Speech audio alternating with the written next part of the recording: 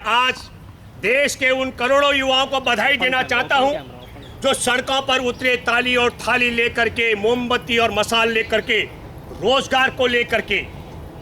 लेकिन मैं आपको एक बात और कहना चाहता हूं मेरे प्यारे छात्रों, युवाओं, रोजगार के साधन बचेंगे तो रोजगार बचेगा, रोजगार मिलेगा।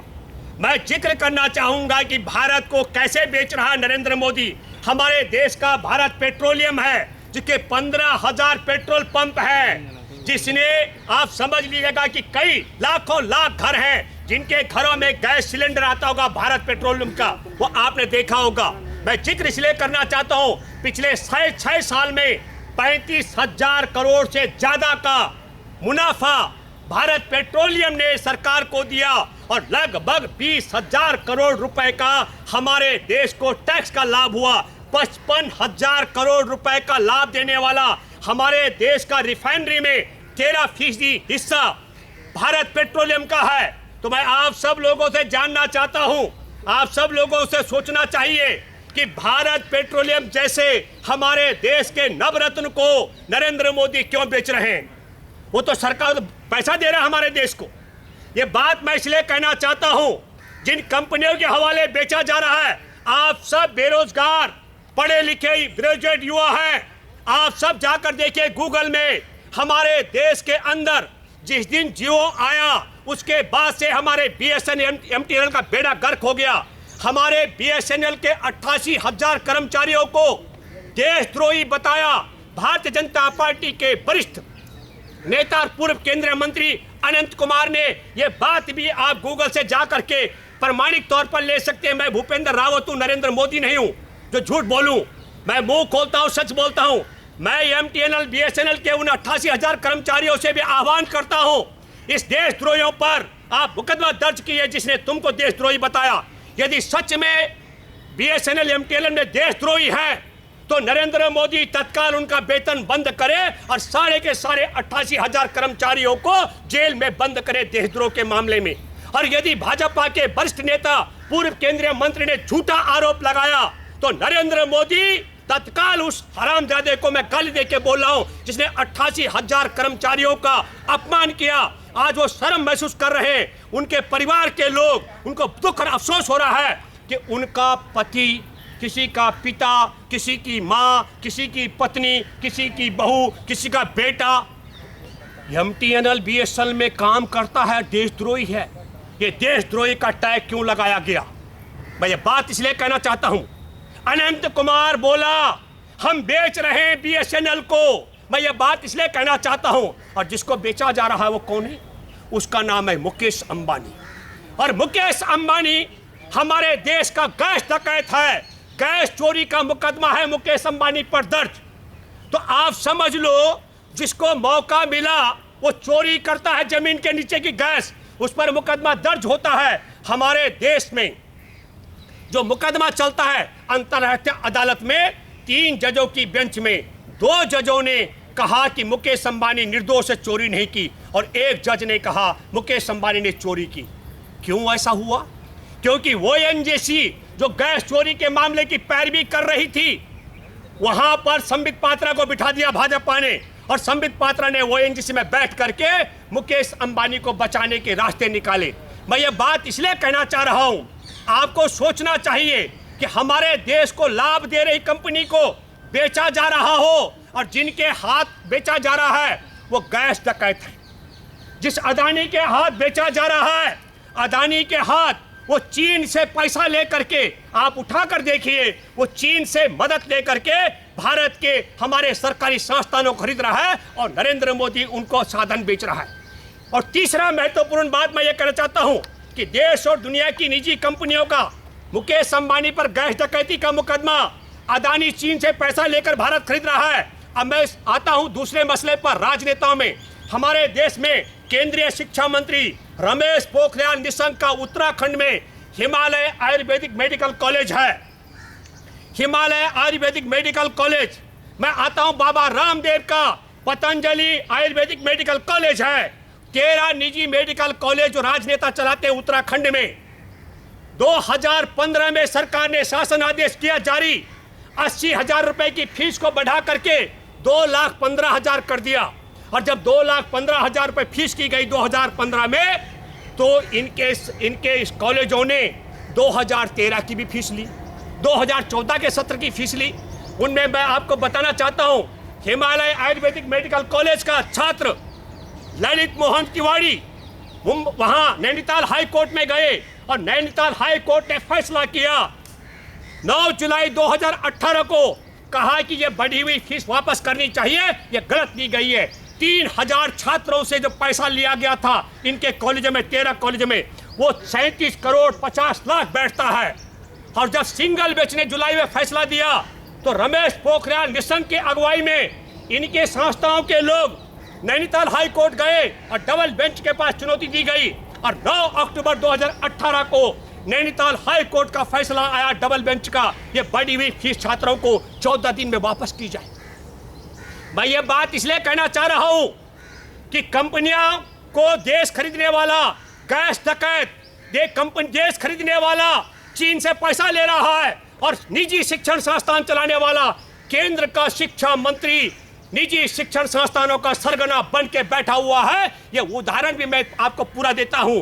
अपने कॉलेज में जो फीस इन्होंने फालतू ली है वो 37 करोड़ 50 लाख है। और हिमालय आयुर्वेदिक मेडिकल कॉलेज जो चलाता है रमेश पोखरियाल निशंक, ये सुप्रीम कोर्ट में आए नैनीताल हाई कोर्ट के फैसले के खिलाफ, नैनीताल हाई कोर्ट के फैसले को लागू करने की मांग को लेकर के छात्रों ने बहुत लंबा धरना दिया, 2 महीने ज्यादा धरना दिया।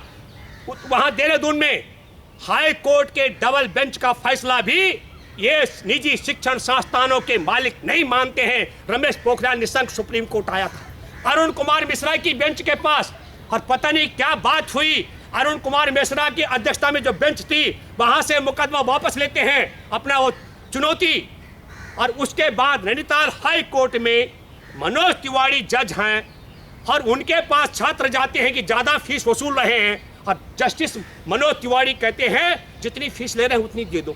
मैं ये बात इसलिए कहना चाहता हूं कि निजी शिक्षण संस्थानों को अगर राजनेता चला रहे हो और देश के युवा जो वहां पढ़ रहे हो उनसे अवैध वसूली गई फीस हाई कोर्ट गिड़गिड़ा रहा हो, 2 बार फैसले दे चुका हो, लेकिन ये राजनेता अवैध वसूली की गई फीस को वापस नहीं कर रहे हो, तब मैं आप सब लोगों से ये कहना चाहता हूं, हमारे देश के युवा आपका भविष्य, कि आप सब लोग अच्छी बात कर रहे हैं, ताली थाली से लेकर के आप मसाल तक लेकर सड़कों पर आ रहे हैं, लेकिन मैं कहना चाहता हूं अगर देश के रोजगार के साधन नहीं बचेंगे और अगर मुकेश अंबानी और अदानी का भी अनिल अंबानी की तरह दिवाला निकल जाए, आपको मालूम है कि नहीं हमारे देश के सेना में 5 राफेल शामिल हो गए तो बहुत गाल बजाए जा रहे हैं। मैं आपको बताना चाहता हूं हमारे देश में पूरे पिछली सरकार यूपीए की सरकार में हिंदुस्तान इलेक्ट्रॉनिक्स लिमिटेड जो जहाज बनाने की कंपनी है,